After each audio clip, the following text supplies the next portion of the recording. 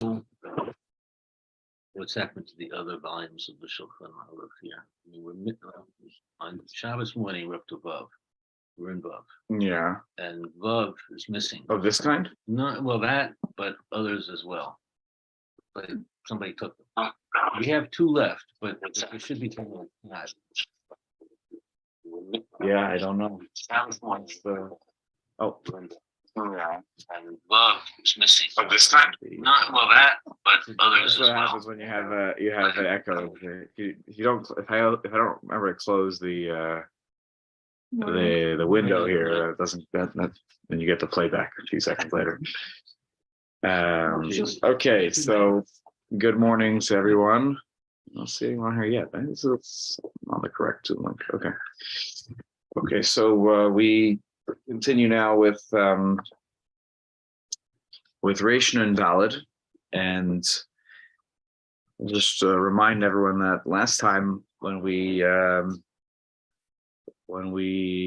convened our discussion about we started this siman, we were talking about the heter of shehiyah when a piece of meat in particular is raw. Though what this siman is doing is limiting that to a situation where the food is being cooked in a liquid medium, and perhaps even a pot roast. But when we have a situation of an open fire, certainly an open fire, but even just a dry roasting situation, this halacha does have there's a different calculus here. If you recall, right, the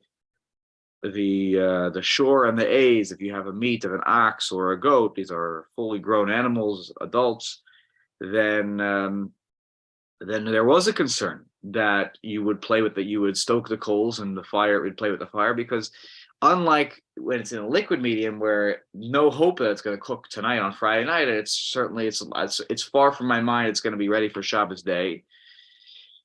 Here, this can roast on Friday night, and perhaps successfully with some stoking of the coals, some extra little plug, a little extra heat. So that was a concern. But we had the Besar Gediva Oaf, we had the little goat, the baby, the kid, and we had the fowl. We said that when they were minutachin le'evarim, they were sort of separated to their limbs, then it would be permissible, because there's no fear of stoking the coals, because if I do, it'll burn. It's not going to be something that will. I have no incentive to do this. This would only ruin the food. So therefore we're not concerned that would happen. So we started to differentiate between what kind of meat we're talking about when it comes to roasting, where you can have shehiyah, where you can put this meat in the roasting position before Shabbos, and it roasts into Shabbos. So the door has been opened here a little bit to a fresh barbecue on Friday night. Again, depending, it seems like, what kind of meat you're using, and we'll probably make a very strong case now for this in just a moment. So last time when we left off, I went back to the videotape.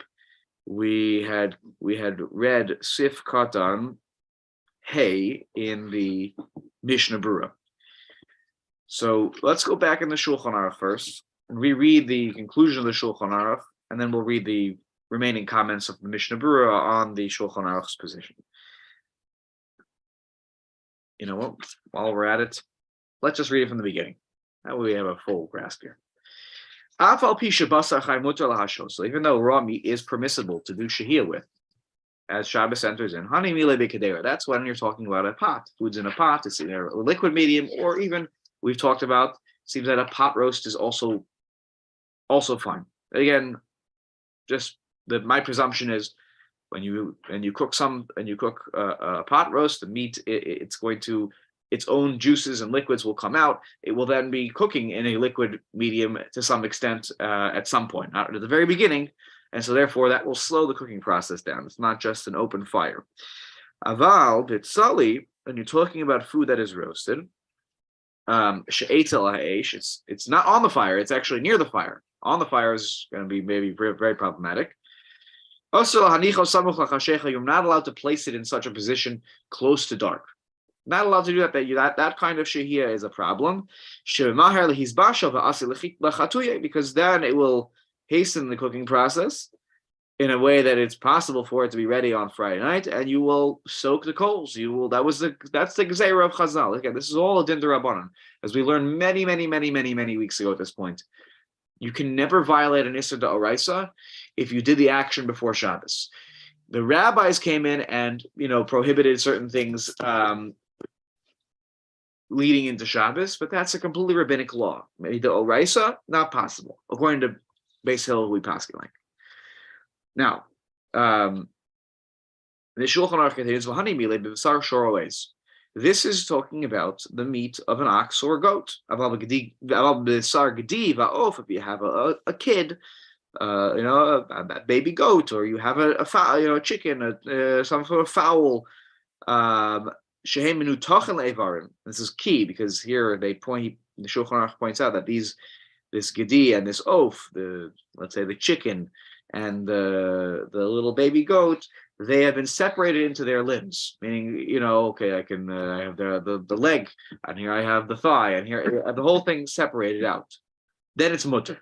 We're not worried about the whole stoking the coals and playing with the coals.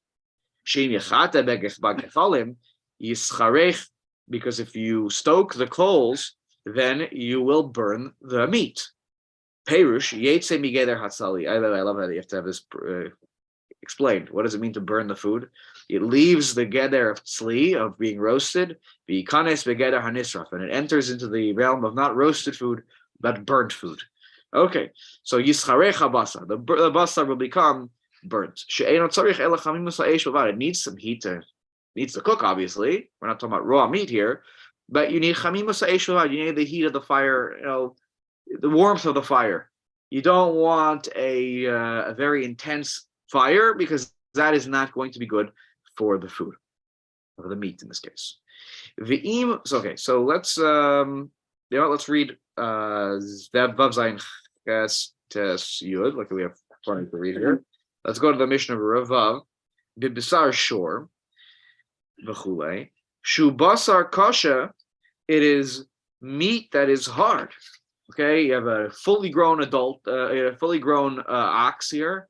The meat is tough, and v'tzarich bishul beyoser. You need a lot more to cook this than as opposed to the child version of this animal. So since it's not going to burn so quickly, right? It's a very tough meat. It actually needs a more intense heat.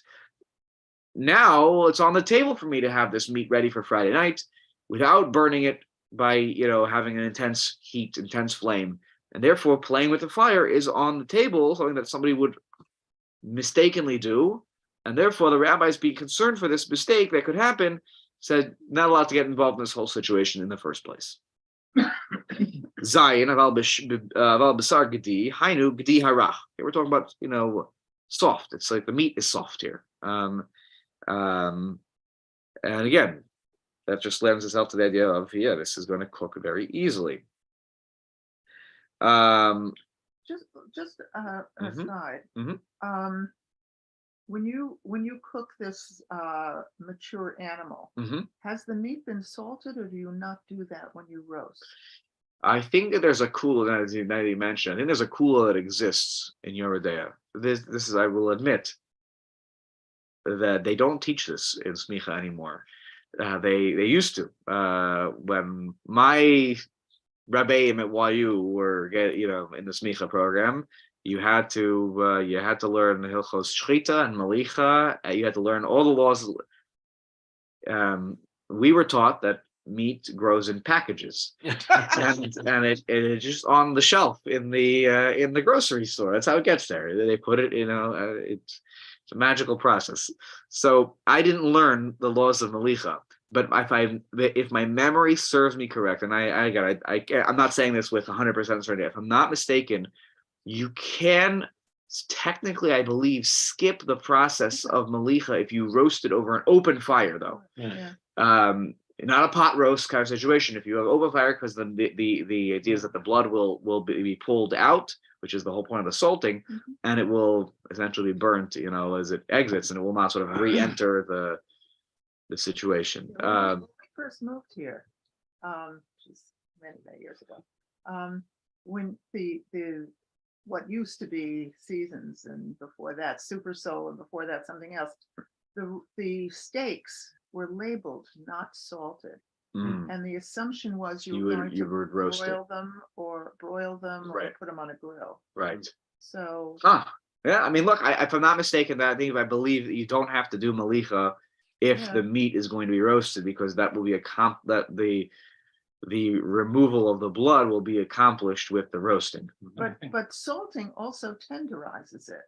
So I'm wondering, I mean, the assumption here then, I guess, is that nothing's been salted. Nothing's been done. That's my assumption. That's why it's basar kosher. It's this is going to require intense heat to cook it, and in a way that a little gedi with I'm sort of imagining veal here, right? Which I don't want to say I have a tremendous amount of experience cooking veal, but my assumption is that a sort of softer, thinner meat will be easier to get to the stage of being fully cooked and ready, as opposed to a thicker, harder piece of meat. But you're right. Probably has not been tenderized here. Probably talking about. Rabbi, may I interrupt? Yeah, Tommy, go ahead. My understanding is that that's only true if it's actually on fire, like in a barbecue where the fire hits it and the blood can drain out. Right. Yes. You're right. Correct. You couldn't do it in an oven or anything else. You're saying it needs to have a fire. Yeah, that's why I remember it was like it comes up with like maybe a korban pesach or something like that. I can't remember, because you have to cook it, you have to roast it whole, and how do you get the blood out? I think that's why you have to roast it over an open fire. Open fire. They have some vague something or other that's why I recall that this is okay if it's over an open fire. That's why broiling pans have holes in them. So that it slides through. Right. Yeah. Okay. There you go. So, okay. So yeah, it's a good point. It's a good point that you're making here. Probably this is raw meat. Nothing's been done to it. Yeah. I think liver was the exception. Right. The liver was the exception where you still have to salt it. You still had to salt it. Right. Yeah. I don't know. No, I don't think so. No, you can broil liver and have it as is. Yeah, there you go. Yeah, this is unfortunately my generation of rabbis. We don't know these laws. It's the people are people, of course, out there who know it, but this is something that they removed from the smicha program. It's not something we talk about. Yeah, if you look at recipes in kosher cookbooks where they have liver that's sautéed, it always says to broil it first. Yeah. Right. That's why. To remove the blood. Right. Okay, makes sense. Okay, so let's look here back in the Mishnah Berurah Ches Shehem Minutachim Aval Yimeinu Minutach Tzarich Bishul Kishor Va'ez. If it now here's again the interpretation of the Shulchan Aruch, which I think is correct, because why would he have entered this whole situation about it's been separated into its limbs? If it's not separated into limbs, then it needs to be cooked like a shore or an aiz. And now if you stoke the coals, it's not just going to simply burn. And so now it would not be permissible, because we are concerned for someone stoking the coals. So if it is in pieces and it's by separated by limbs, mutter bein imhu chai legamre ocean is bashok ktsas ulukhed de la kaman bahaga. Whether it's completely raw or it has been slightly cooked. For this, imagine the chicken, the gedi, the little kid goat that has been separated into pieces, into its limbs. That's okay because whether or not it's completely raw or has been slightly already cooked by the time Shabbos begins. Now, this is in contrast, and I'm making a point to make this very clear. This is in contrast to when you are cooking raw meat in a liquid medium into Shabbos, there the meat needs to be raw. It cannot be slightly cooked, not something that's less than machal ben drusai, but not fully raw. That window is a problem when it comes to shehiyah if there is no grufo ketuma in the situation. So that's different here. Here with the roasting, there's no difference whether it's completely raw or it's ever so slightly cooked. The reason there's no difference is because the whole reason for the heter here in the first place is because you're not going to play with the fire because it'll burn it. Well, what will make it even more burnt? If it's actually slightly cooked before Shabbos starts and then I start to play with it, it's only going to burn that much quicker and that much more intensely. So there is no incentive here. And once again, there's no incentive. The rabbi said, okay, so go ahead. We have no issue to do this before Shabbos and the Shabbos. And there's no fear that we have that something will go wrong.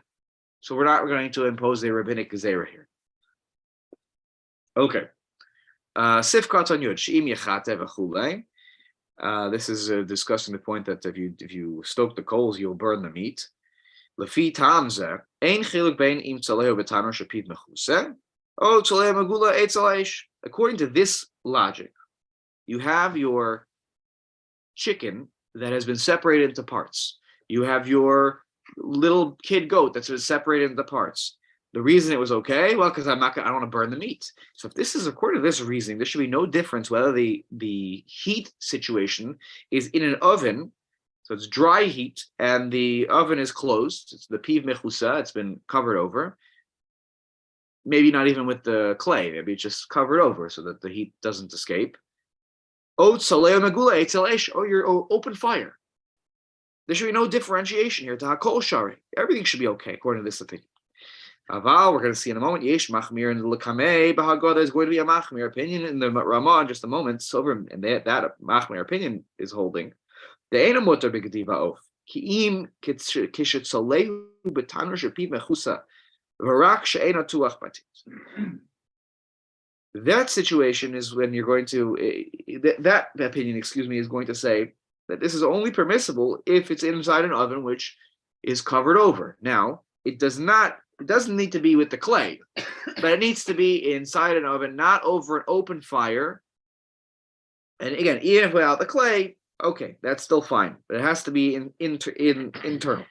And then we say, Begediva of the kashele zika, will say that for the goat and the baby goat and the fowl, which the wind would be very very bad for this cooking situation. V'lo yiftach piatano. Now I have an incentive not to open the opening of this, to uncover the opening of this oven. So therefore, now I have a few things going for me here. Number one, and by the way, I'm not even sure this is, this is even broken up into pieces according to this machmir opinion. But what I have going for me is here, I have perhaps a double incentive. Number one, maybe this is going to burn if I start to play with the fire. And secondly, not only that, if I open up the tanur, the cold air will stream on in, and it will ruin the meat. It will ruin this cooking process. And as we'll see in a moment, the way the Shulchan Aruch frames it, the meat will become hard and it will become v'yafsid, and you will have lost the meat. It will be, as good as garbage. So that's what the machmir opinion sort of previewing here. Aval Hilchot Saleo Megula Eitz Alaish, when it is, according to the machmir opinion, we're going to meet in a few moments, when it is over an open fire, Gam Begediva of Chayshinan Lechatuye. He says, no, there again, this is based on how you read the Gemara a little bit. It goes back to our introduction. Here we are concerned that even with a Gedi and an oath, you are going to play with the fire, and therefore, only if you have the oven closed. So there's really not even actually two incentives. There's really one incentive. The incentive is that the meat will get ruined if the air comes in. Now, this is going to render the machmir opinion to be a makil when it comes to the shore and the A's. we'll see in a moment. I believe the shore and the A's, which we said no, nothing is this is never okay because then you might play with the fire no matter the situation. According to this other opinion, which is based on the Ashkenazi Rishonim, if you have a covering for this oven, the kashe lezika, where the wind will come in, the cold air will come in, and it will ruin it. That is a very important factor, and that will perhaps lend us a chumrah here, but a kula when it comes to the other food. So hang tight on that one. Okay, let's go back now to the Shulchan Aruch. We're fourth line in my edition. It says ve'im hu b'tanu or b'tach b'piv b'titz. So if you have an oven and the opening has now been covered with clay, so now it's not just covered; it's you got a heart. Now you got a layer that you have to really peel off to get into this oven. Bein gediva of shleimim, bein besar shoro eis. Whether you have whole kid, the baby goat, or a whole fowl, which we said is a problem, or you have the meat of the ox or the goat, mutter, then we are going to permit it. The lo chayshin and lechito, we're not worried you're going to stoke the coals. Shimba liftoch hatanur velachtos tikane saruach v'yitzayir hatanur yiskasher habasa v'yafsid. If you open the oven, you take off the cover, you take off the clay, and then the wind will come in, it will cool down the oven, and the meat will get hard and will be lost. Now, what my question is here, I don't know if there's something that's bothering you. My question about this is, why does it matter that you covered it with clay? Shouldn't it be like what we're going to see in a moment, the Machmir opinion of the Ramah, which is also a kula for the ox and the goat, which is any time that there's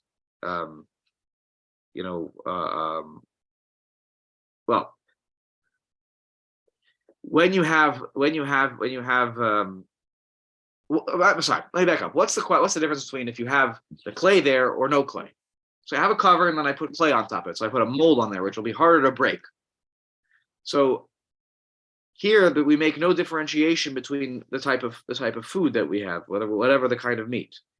So you have to say that obviously the clay is not just a kind of additional cover, but it's the clay, because of the complicated nature of removing it, acts, or as the aerial supply, I imagine you're sort of carefully removing it so that things don't get messy, whatever.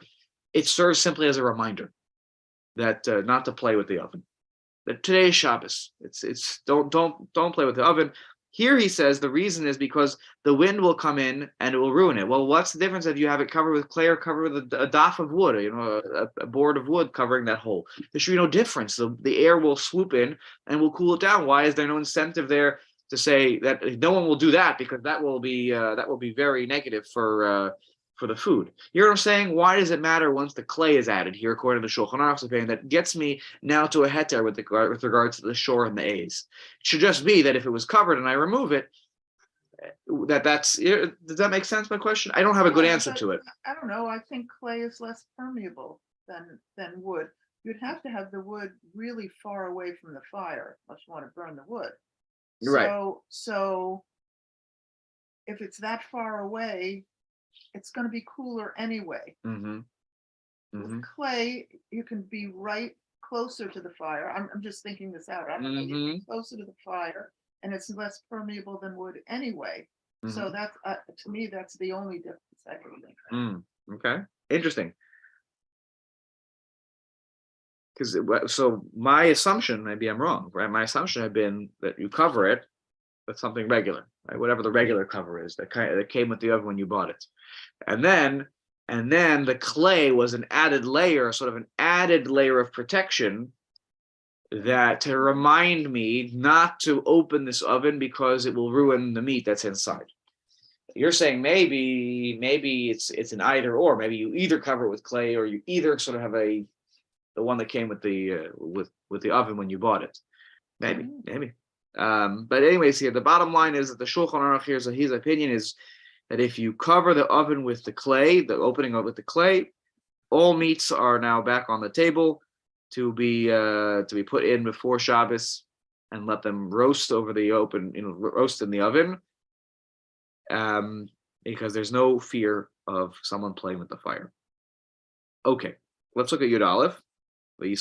So the meat will get hard. Hu bikdera, if the meat is in a pot, so a pot roast. Lo mahani kishu tuach batit lebeazo. Taha lo yid kasher. See, here is one differentiation. Now, if it's a pot roast and I open up the oven, I am less concerned for some. I'm not fully going to say I understand the science here behind this, but now I am less concerned that it will harden, the meat will harden, even if I open up this oven covering. The cold air will swoop in, and I'm less concerned that will happen. Again, the fire is not going to go out here, so I guess I'm just, okay, it's going to continue to heat and continue to heat and continue to heat.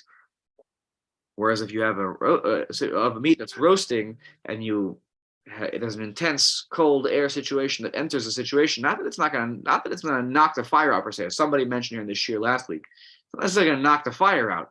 It's sort of messing with what's happening to this meat right now. It was, intensely hot from the fire, and now you added this cold air in, and it does something that causes the cooking situation here to be. It ruins it. It does something here to ruin the cooking situation. But here, according to this, he says a pot roast, according to Shulchan Aruch's opinion, would not be okay because opening the oven wouldn't render this meat hard. And then the Ramah is going to quote a lenient opinion about this that will argue with the Shulchan Aruch's, the implication of the Shulchan Aruch's opinion. The Svir Lei, Kevan She'ena Muchan, Lechatos, Shahare Sasum, Hu Betit, Lo Yavolach Lechatos. Here he says, like I said before, that the Ramah is going to take the position that the whole point of the clay is that I'm not prepared to soak the coals because it's blocking me. And it's a reminder, right? You don't always put clay on your oven every day. They had other ways to cover it more readily. So the clay was like my reminder, okay, today's Shabbos, and it's, again, it takes a little more effort than just removing a piece of metal or a piece of wood from the top of the oven where the hole was. So then I'm not going to stoke the coals. That's what the incentive is going to be according to the Ramah. Well, let's look at the Ramah. Back up on top. The Ramah says. Which we mentioned before in the Mishnah Berurah. There is no differentiation when it comes to roasting between something that's completely raw or something that is ever so slightly cooked. There is no differentiation. Let's keep reading a little bit.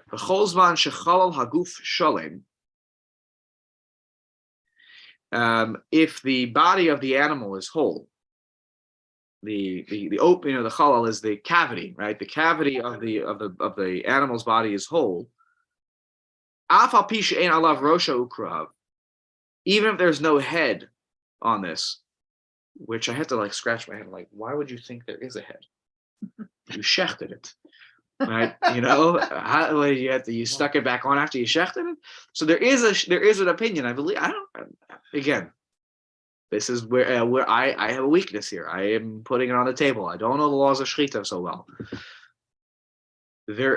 I don't remember if this is by. I think the rule really is by fowl, like by a chicken. So when you shech the chicken, you have to get the robe of the simanim. There are two simanim. There's the kana and the vesh at the trachea and the esophagus. My memory serves me correct. You have to cut the robe of it. If you technically don't cut off the head, it can still be a good shechita. Does that sound familiar? As you raise knocking on your head. And an animal, you have to. An animal, I don't know that you could. So. What was that? I don't think you have to decapitate it. No. You don't have to decapitate. You have those two simanim. I think you have to get more than. I think you have to cut off those simanim. You don't have to decapitate the thing. It doesn't have to be all the way across. Right. Though I imagine that. I guess you could just roast it and sort of that. Sorry, to be graphic. The head is kind of dangling there. Yes, Tommy, you have some experience on this one? Oh yeah, I've been to a lot of shchitas for chicken, not for, and for that they don't cut off the head. He just does a little cut here. That's correct. That's what I saw. As you said, just the trachea and the esophagus comes out, and that's it. They never cut off the whole head. Right. So I've As a seen matter of fact, most of the head is on. It's just Right. right here. That's it. they did a unit. So I should give. Yeah. Thank you. It just triggered a memory for me. We did a unit on Shrita and Malicha as part of like a larger, some other halachic issues we should have some awareness of, which is probably where I can quote some of these halachot a little bit. They took us to a shlach house in Patterson for a field trip. It was really quite the field trip. And yes, so when they slaughtered the chicken, there were a few chickens whose lives ended that day.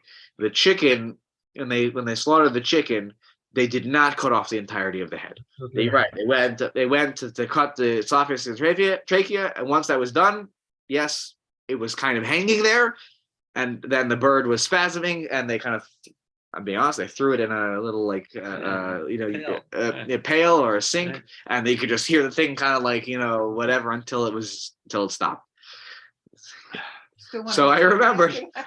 that, and they did shech the goat, and I am recalling they did not sever the head initially. They did eventually when they wanted to open it up and show us all the different parts of the chalev, and what parts of the animal are kosher, what parts are not kosher. And I said, I'll see you in the store,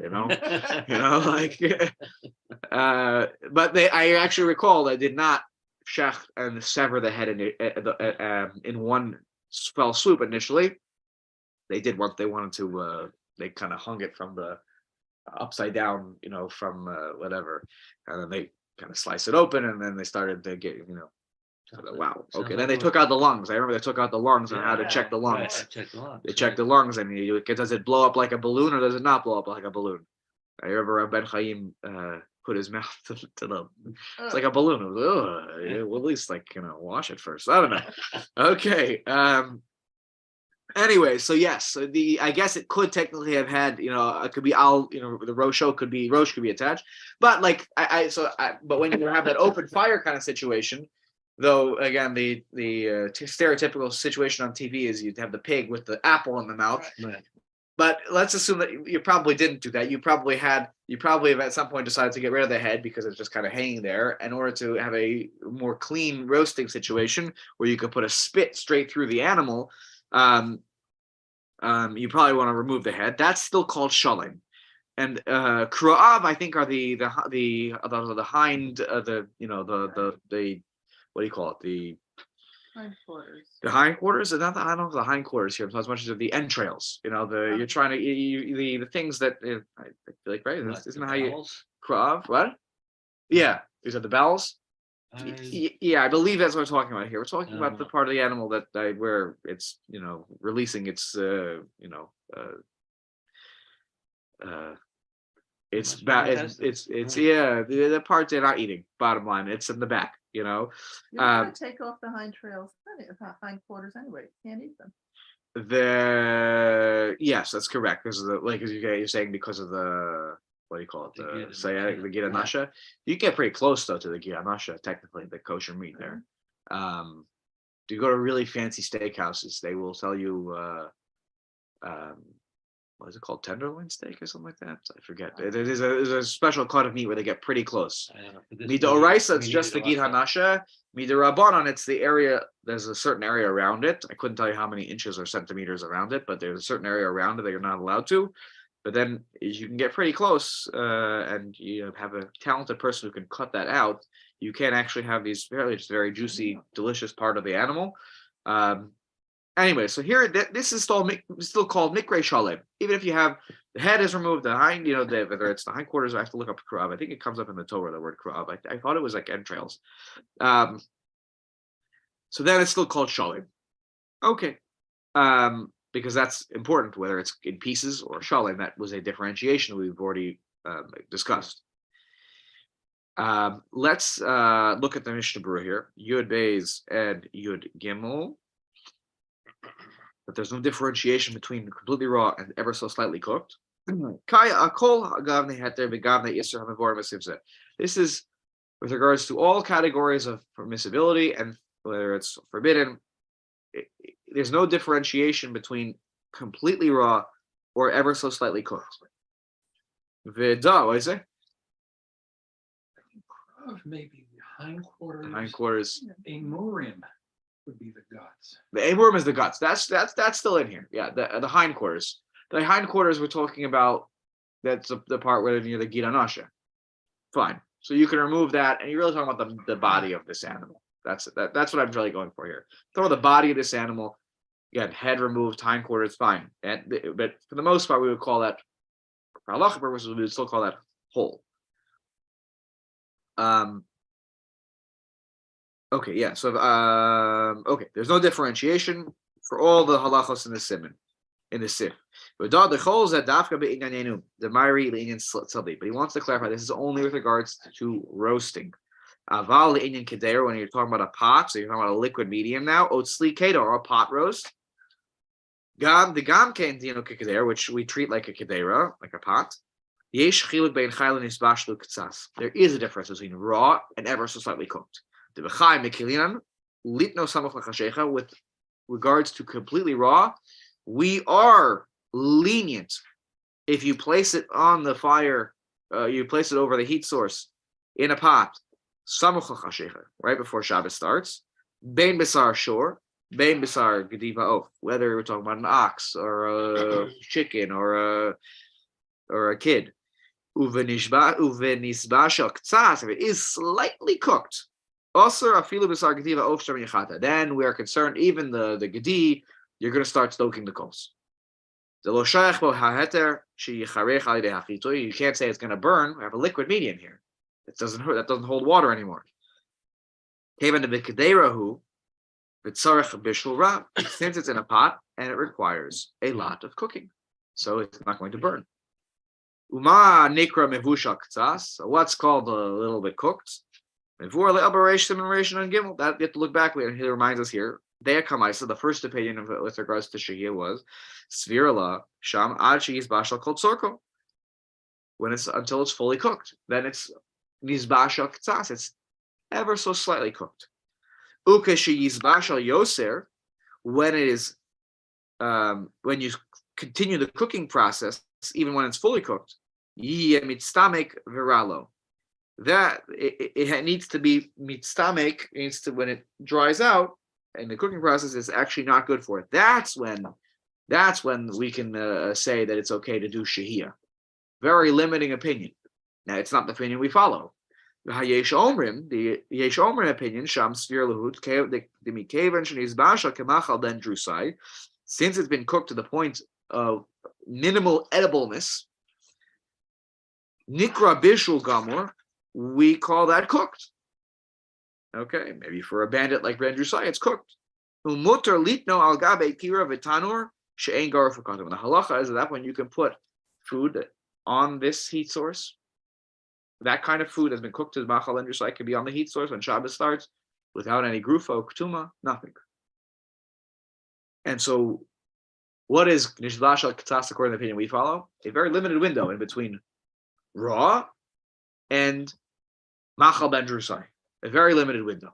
Now, I would also argue if you put a chol on 30 minutes before Shabbos and there's raw meat, and I've done this, I'll back up my own words here, that is raw. Because the time it takes when you turn on the thing onto high or low, whatever setting you put it on, that meat 30 minutes later is still raw. That is still raw. It is not even slightly cooked. When you start to put on something and I can't give you a time. It's and I dare not say a time. This is being recorded and put onto the World Wide Web, and they're going to start quoting me that I gave a time. But you'll figure out, has anything really changed here? My point with the cholent example is, bless you, 30 minutes before Shabbos, when you turn that thing on, it's barely gotten hot. So you really have to cover the knife. Correct. Now, I always say it's not a bad idea too if you want to do chazara. If you have no interest in chazara, then it's fine. And by the way, I've done that. I have not covered the knobs. Usually I make a cholent. I'm not playing with it where I'm gonna take it off, put it back on. So fire away, and I won't cover I don't have to cover the dial. I don't cover the dial because I never really came up with a good system to cover the dial in a way that doesn't sort of leave a little tape stain. So yeah, you're right. You don't have to. It's raw. You could just put the cholent on, turn on the crock pot. Okay, very good. Where are we here? Okay, Yud Gimel. Ktsas, so this is that it's a little bit cooked. The ilu yachol hitzalos mi ve'od yom. Sali haraya fila besar shor water. If it's minimally roasted to the point of machal ben drusai, if it's roasted to that point before Shabbos starts, even an ox, even the meat of the ox is permissible, right? Once it's machal ben drusai, all grufa ketuma bets are off the table, and you could do as you please. Vehine le'el bereshim and reshim and gimel mivoar shtei deos ma'u nikra bishul haroi. Again, we talk about the two opinions. What is called bishul? That is, it's ready to be eaten. Opinion 1 has to be totally ready, fully cooked. Opinion 2, which we follow, machal ben drusai. As we said before in Sif Katan Dalad, where he mentioned also the two opinions, machal ben drusai and nisbashal kol tzarko, fully cooked. Let's go back up on top. V'yesh machmirin in the Ramah. V'yesh machmirin, the sovereign, are those that are strict and who hold the v'tanor tuach betit. If you have an oven that is covered in clay, I forgot the word here. It's smeared with clay. Hakol sharin, everything is permissible. Blanket head, it's all good. Valgabe ha'esh shehu megule hakol aser. According to this opinion, though, unlike the Shulchan Aruch, who said, "Oh, the besar gedi and even if it's over an open fire, if it's cut into pieces, is permissible." Here, anything over the open fire, not allowed. Uvetanur shapiv mechuse ela she'eno tuach betit. Let's say you have a covered oven, but it's not covered with clay. It's a daf of wood, a piece of metal, whatever it is. It's just a normal covering. That's where we have a differentiation between what kind of meat we're talking about here. There's the ox on the one hand and the gedi on the other hand. That's where we can have a differentiation, as we've explained. And we follow this yesh machmir. Now, you'll notice right off the bat, what's funny about calling this a yesh machmir? Why is this an odd way to label this opinion, a machmir opinion? It's actually a makil opinion in one way. Yeah, it's not necessarily a machmir opinion. So the Mishnah Berurah will try to do some cleanup on aisle 6 here on why it says yesh machmir. Take a look at Yud Daled. Hakol Shari. Yud Daled. Rot Saloma. What does it mean that it's all permissible if it's covered in the opening of the oven is covered in clay? Afilu b'katera v'nisbashal k'tzas.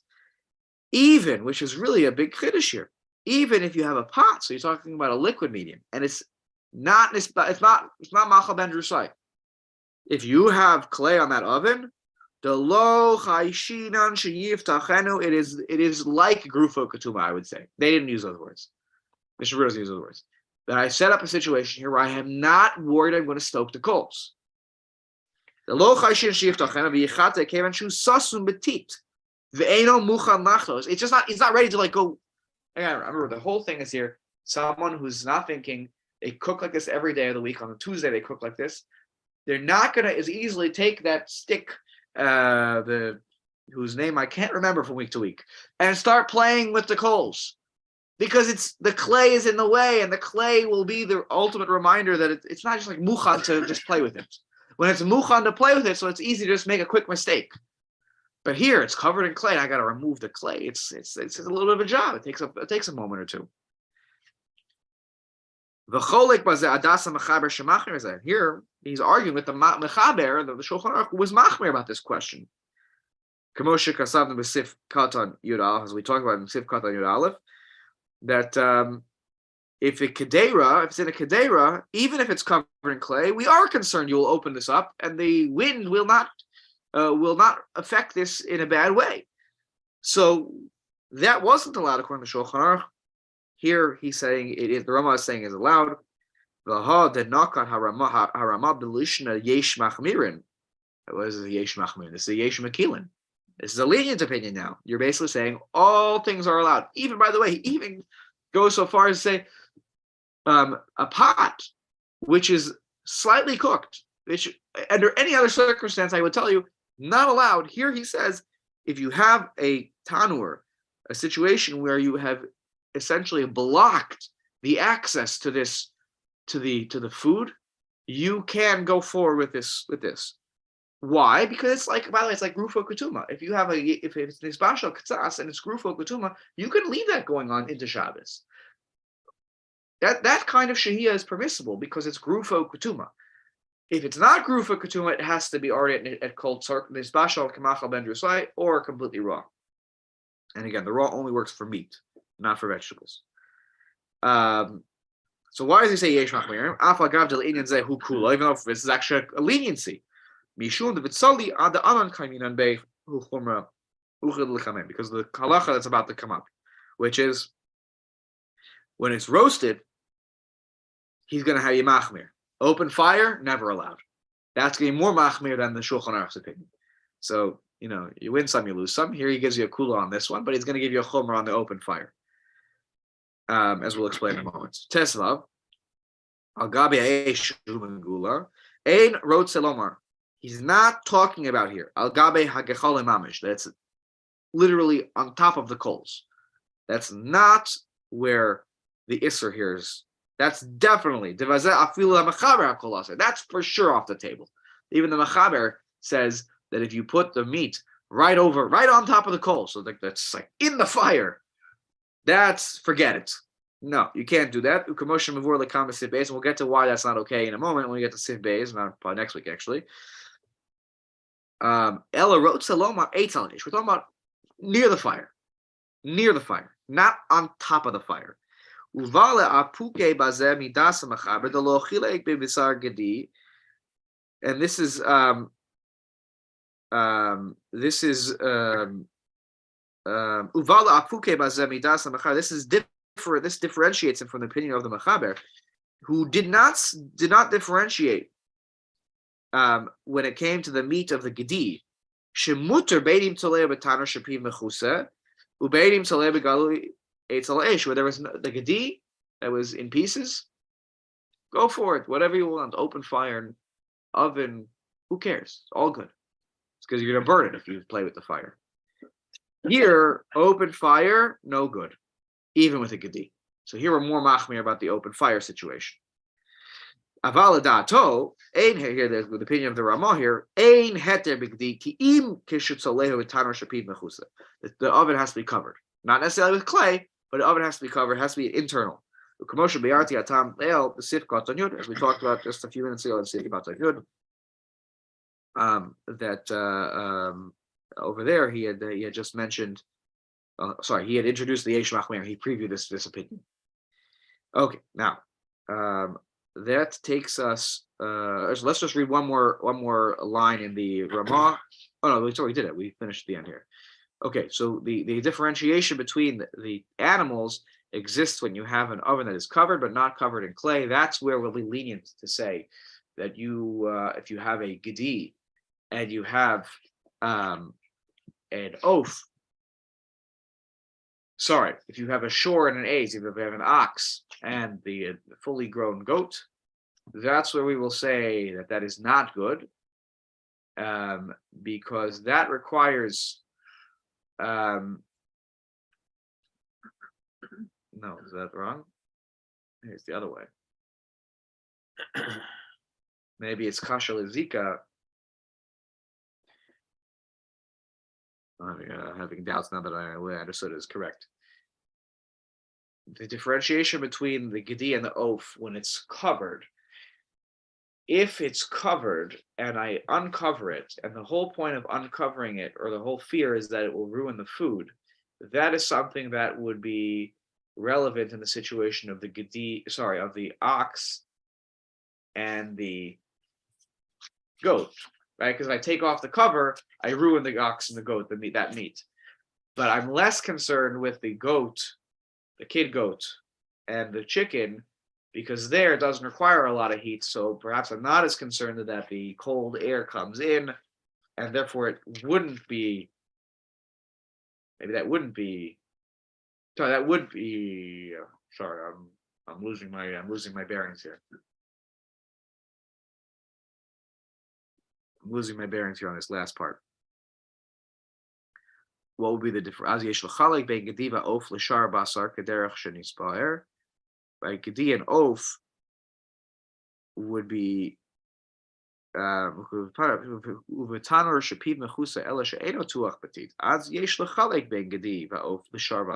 between a Gedi and Oaf and the other kinds of meat, we can differentiate, because there I may be incentivized to play with the fire, with the Gedi and the Oaf, because it doesn't require. It doesn't require, but no. Why am I worried about it at all? It's all right, I need to figure out this last line. I thought I had it down, but I obviously need to rethink this line. And unless anyone here has their thoughts on how to interpret that line, meaning what, according to this Yesh Machmir an opinion, who says that the chiluk between Gedi and Oaf and the other meats only exists when the oven is not covered with clay. It's covered but not covered with clay. So now I don't have the reminder, the Shabbos clock, the Shabbos reminder. When am I incentivized to play with this? To play with the fire, when the fire could help hasten the cooking process. So with a Gedi and an Oaf, though, we said that will burn very quickly. So I'm just thinking about my thinking. With the Gedi and the Oaf, if it's going to burn very quickly, then I have no incentive to play with it, even if it's covered, whatever the situation. But on the, but with the ox, I also see that I'm struggling, because you also have no incentive, because if I open up the daf of the air goes in, won't that be problematic for that meat? Not if you soak the coals afterwards.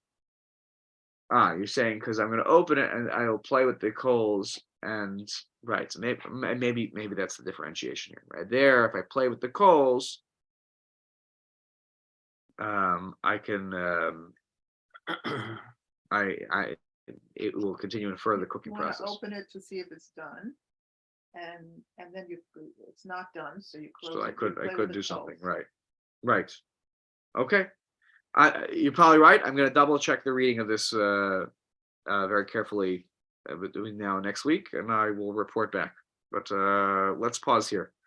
Next week we'll continue then afterwards with Sif Bays, Ein Sol and Basar Basal Beitza or Basar, which we talked about in our introduction, is the Mishnah that was thrown into this whole discussion, because it seems like you're not allowed to roast meat over the fire. So we interpret it, according to the Rambam, if I'm not mistaken, as being on the fire, like on the gechalim, on the coals. And why am I not allowed to do that? Well, we will talk about next week.